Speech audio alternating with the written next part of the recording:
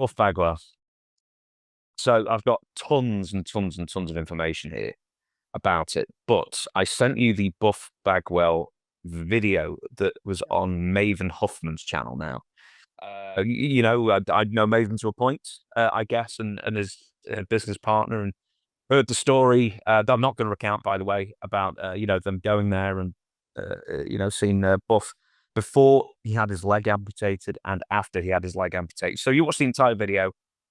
What did you get out of the video? And then we'll talk about what led to This is really what was crash going as well. Well, let me say one thing. I think Maven did a great job. I really do. He went on location to Buff's house, and he was getting ready for the surgery to amputate his right leg. Yeah, Right leg. yeah. He went in there and he was talking to Buff, and quite naturally, he's concerned about his surgery, and they're going to document the amputation of his leg, and I don't think they actually got anything of the actual surgery. But if you think about it and put yourself in Buff's position, and I'm gonna go back and forth here with Buff, that's a big deal.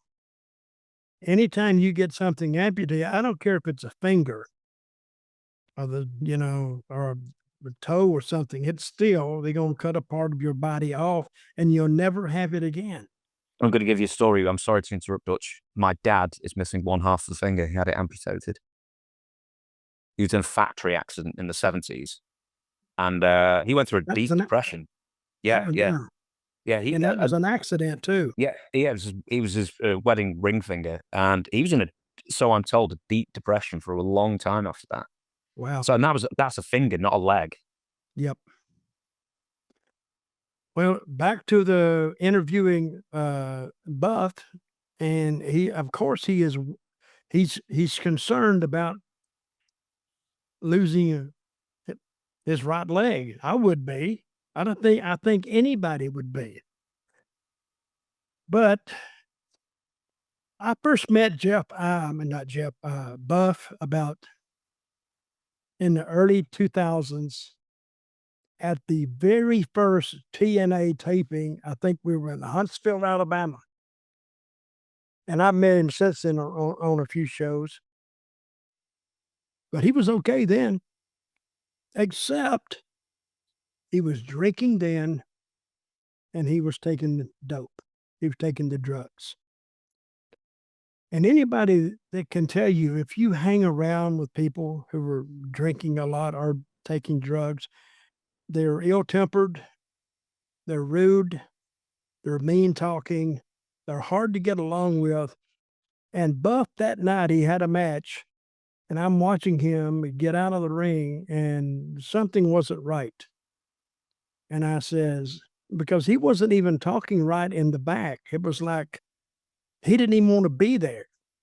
And I'm saying, brother, I didn't say anything to him, but I was thinking, brother, if you didn't want to be here because that's the way you're acting, why'd you come? So I knew something was. I could tell that he was on a downward spiral right then. I didn't think it would take 20 years for something to happen to put him in this shape. But I have sympathy for him, but I really don't have empathy for him. There's a difference. And I actually had to look it up. I have sympathy for him that he's going through it, his family's going through it. I really have sympathy for him as a person. But for how he got there, I don't have any empathy. And empathy is like putting yourself in their place, and I can't really do that. Because no good comes from drinking uncontrollably. No good comes from taking drugs to where you're passing out behind the wheel of a car. And I'm sorry it happened, but it did. And when he hit something on the side of the road, like a rest area or something I Yeah, ate it. I think he said it was like a restroom behind a mall or something like that that he plowed into. If you want, I have the report here. I can give you if you're interested, or does it really matter ultimately? It doesn't matter because he passed out at the wheel, and he's lucky he didn't kill somebody. But if he'd have killed somebody, he may still have his leg because he'd have went to prison for 10 years. And that's the same thing. And I hate to bring this up, but Tammy Fitch, she was drinking and taking drugs, and finally hit a car and killed a guy. I mean, and let this be a lesson to anybody that's listening to this, guys. If you're drinking, don't. I mean, I don't mind you drinking a little bit, but don't get behind the wheel of a car. You grow up from little babies hearing, don't drink and drive. Don't do it. And if you're taking drugs, don't take drugs till you pass out. I mean, I cannot tell you what to do.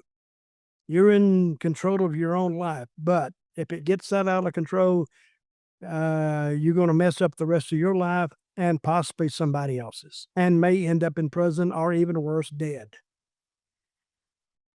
I think that's sort of where I struggle with this a bit, and I agree with you. Sympathy but not empathy, in the sense of he had been almost a career of drink driving, getting arrested and DUIs and that kind of thing from 2000. I can't remember if it was 2002 or 2005. Once again, I'm sorry, I don't have the internet to show it. But this happened in 2020, and after this accident, he was arrested once again for a DUI in 2021, I believe, as well. Let me ask you this. In 2020, what was he? I'm sure he had to go to court for this. What was he sentenced to, or what? What happened out of that? Oh, I'm going to be hopelessly uninformed at the moment. Normally, I'd have all this written on a format, have everything, ready for you to say. But I can just give you what it was that happened. According to investigators, a black 2013 Chevrolet Tahoe was traveling west on Cumberland Boulevard. This is in Cobb County, Georgia. Big Boss Man's hometown, I believe. Chevrolet Tahoe collided with the center median and metal fence in the median before continuing west across the eastbound lanes. Now, he said in the Maven video he was drinking the night before. This is in the morning. And I'm sorry, this was in the afternoon. I'm sorry, it's 5:18 p.m. And he said he'd done a couple of Xanax that morning. And then he went and drove. And now I sort of always think that, well, you've been caught so many times. How many times have you been in this state or close to the state where obviously impaired to drive? Absolutely. Probably 100 times more. And there are parallels with Tammy Sitch here. That's why I don't have empathy with him. Empathy is putting yourself in his place. I cannot imagine me drinking to where I'm passing out or I'm not alert. I mean, I don't drink anymore. And I didn't like the feeling he gave me. And taking Xanax, I've never taken Xanax. I don't take a lot of drugs, never have. But that's why I cannot have any empathy with Buff. I'm sorry it happened to him. I hope he's okay. And you know what's left out of this too also is Diamond Dallas Page helped him a lot. Okay. He went down there to Atlanta with Diamond Dallas, and Diamond was going to help train him, and he was actually getting better. But I hope he is better, and I don't know what kind of device he will have to take up I guess they can do anything now in surgery. They can attach something to his bottom leg. I've seen people actually long distance runners with those things on the bottom of their legs, and they're running. So we'll see what happens to him. But this is something that you can say I saw coming a long, long time ago. I didn't know what, but I knew it wouldn't end well. Lance Storm replied to something that Buff said. I think Buff had suggested that he wanted to wrestle again. And I wouldn't recommend that.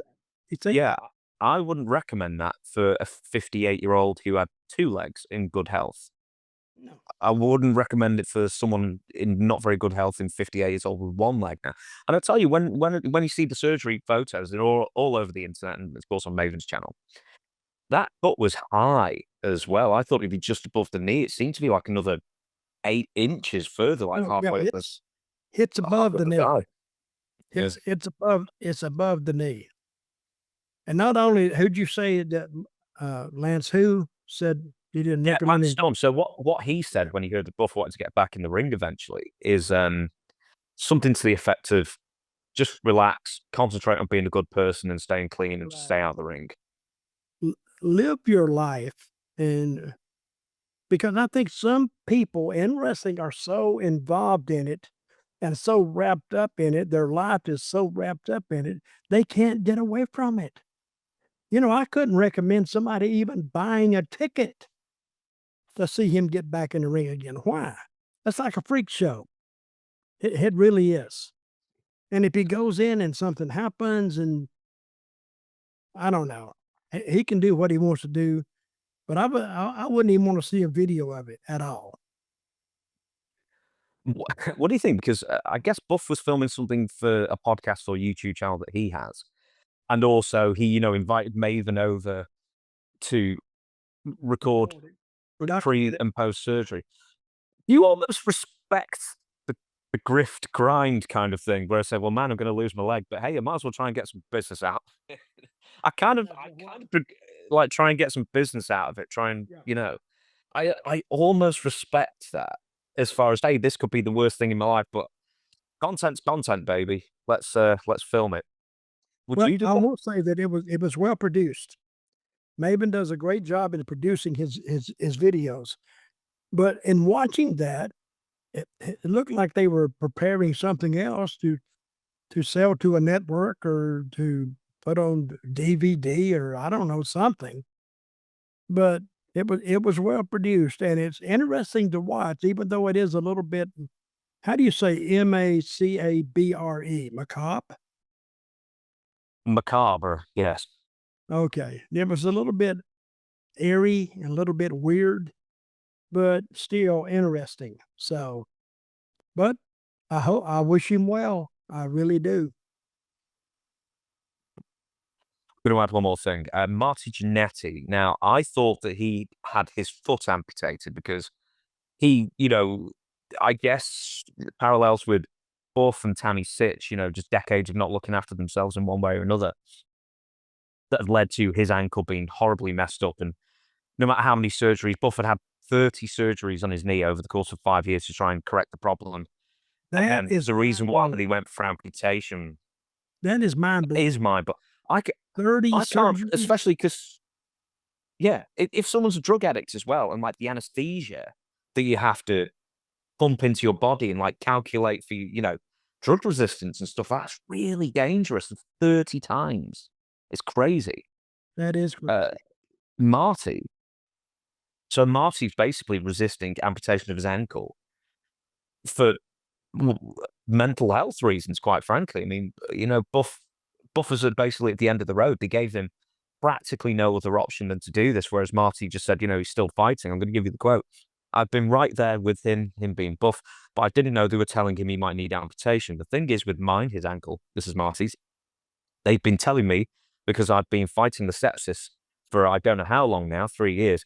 They had told me the first time one of the options for my ankles, because sepsis got all in it, was to amputate. And I was like, no, we're not doing that. And we fought and fought and fought and fought. Then recently it flared up again. And they had told me again, well, if you get it amputated, you won't have to go through this for years. It's like, it's a heck of a decision to have to be presented with.